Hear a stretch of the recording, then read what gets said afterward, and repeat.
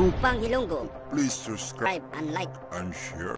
Ayan, so welcome back ulit no, sa ating YouTube channel ngayong araw na ito. Ayan, so ito po mga kababayan, tingin ko marami na naman iiyak dito mga kababayan sa ating video ngayong araw na ito.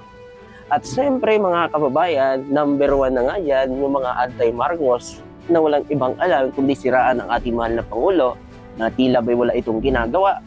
Okay, ito ang tatalakayin po natin ngayon ay ang pagtaas ng ekonomiya ng Pilipinas. So, mas mataas pa ito kaysa sa nakaraang 2023. Ngayong 2024, mas mataas po ito ngayon. Ang sabi dito, ito na atang pinakamabilis na tumaas na ekonomiya ng bansa ngayong 2024 kaysa sa 2023. Ay ito mga kababayan, ang ekonomiya ng Pilipinas ay mas mababanat na kaysa sa inaasahan noong 2023. Ipinapahiwatig ng kasalukuyan ng mga pagtataya na muli nitong makakamit ang malusog na paglalago sa 2024 mga kababayan. Wow! So yan po ang bilis na paglago ng ekonomiya ng bansa. At siyempre mga kababayan, sa mga hindi po alam ang paglago ng ekonomiya, mamaya po ipapaliwanag po natin dyan.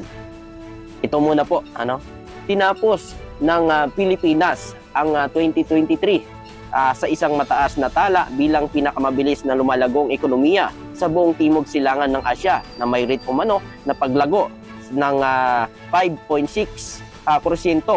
Mahiya lamang sa target ng gobyerno na 6% hanggang 7%. Kung magpapatuloy ang mga pag-asa, ang Pilipinas ay inaasahan muli ay magpapakita ng mga kabuluhan paglago sa 2024 na nagpapakita ng katatagan nito kabilang ng iba't ibang daigdigan, panggigipit ng ekonomiya. At ayon pa dito, ang paglago ng ekonomiya ng Pilipinas noong 2023 ay hinimok ng pagpapatuloy ng mga komersyal, aktibidad, paggatas, pampublikong struktura at paglago sa mga digital na serbisyo. Sa pananalapi, lumago ang karamihan sa mga sektor na may transportasyon at imbakan ng porsyento at construction. Ang porsyento at serbisyo, pinansyal, 9% naman na gumanap ng pinakamahusay na exhibit.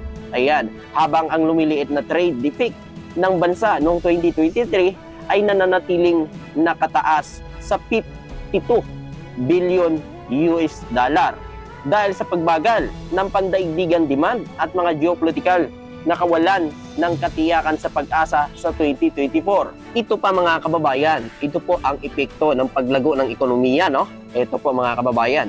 Ang paglago ng ekonomiya ay maalaking epekto sa mga mamamayan ng bansa. Ito ay maaring magdulot ng mas maraming trabaho, mas mataas na antas ng pamumuhay, at mas maraming oportunidad para sa negosyo at pagninegosyo. So ayan po mga kababayan, ayan po ang epekto ng pagtaas ng ekonomiya ng bansa. Magkakaroon tayo ng mas maraming trabaho. Tulad ngayon mga kababayan, tumataas ngayon ang rate ng marami ng Pilipino ang nagkakaroon ng trabaho. Hindi katulad dati, wala pong trabaho masyado, halos maraming Pilipino. So ngayon po mga kababayan, mas marami na po ngayon nagkakaroon ng trabaho dahil sa pagtaas ng ekonomiya ng bansa. Number 1 na kasi dito ang pagpasok ng mga negosyante at pagtaas ng pagpasok ng mga turista dito sa bansa. Napakalaking tulong po ito mga kababayan. Nagkakaroon tayo ng mas maraming trabaho kapag marami tayong pumapasok ng mga turista dito sa bansa.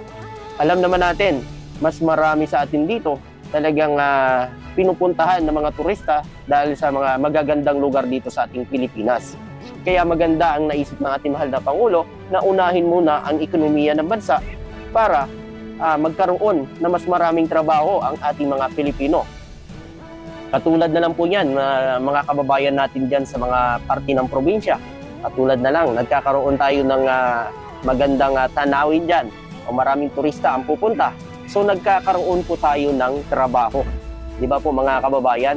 At hindi lang po yan, mga negosyanteng, mga mamamayayamang negosyante sa ibang bansa ay nag-e-enlist na po dito sa Pilipinas. At kita naman natin, napakalaking tulong ang ginagawa nila para sa Pilipinas. Sa lahat nating mga kababayan dyan, ang paglago ng ekonomiya ay napakalaking tulong po ito sa bansang Pilipinas. Lalo na ngayon, mas mataas na ang ano natin ngayon. Ilang buwan pa lang pero ngayon may nakikita na po agad na talagang mas mabilis pa ang pagtaas ngayong 2024 ng ekonomiya ng bansa. So sana ito na ang simula ng bagong Pilipinas at ito na nga mga kababayan, sana suportahan ito nating mga Pilipino dahil ito ginagawa to ng ating mahal na Pangulo ay para mapabuti ang pamumuhay natin lahat. At siyempre, hindi lang po yan mga kababayan, magkaroon tayo ng maraming trabaho at mabigyan natin ng magandang kinabukasan ang ating pamilya. Ano man tayo ngayon sa bilihin, kasi hindi naman talaga Pilipinas lang ang mataas ang bilihin. Halos buong bansa po nakakaranas ng pagtaas ng bilihin. Kaya hindi lang po rito sa Pilipinas, buong bansa po mga kababayan. Kahit ipagtanong nyo pa po sa mga pamilya nyo na nasa abroad ngayon. Meron pa nga mga kababayan, mas doble pa ang presyo ng bigas sa ibang bansa.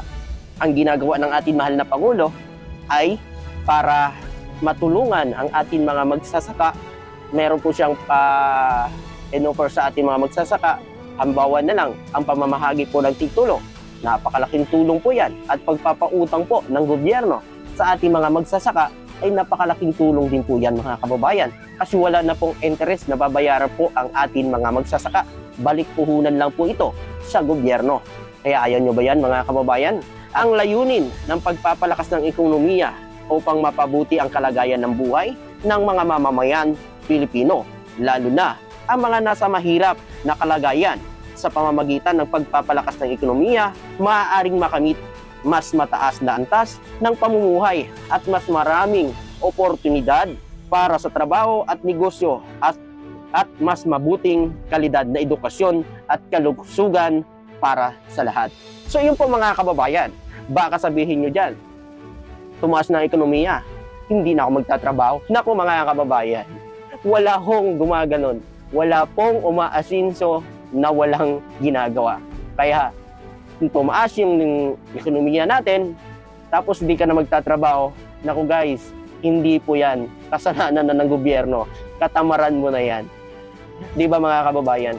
Siyempre, mga kababayan, nagkakaroon po ng maraming trabaho tayong mga Pilipino. Kaya dapat tayo, magsipag po tayo dahil ito, ginagawa ng ating mahal na Pangulo para matulungan ang ating mga mamamayang Pilipino na walang trabaho.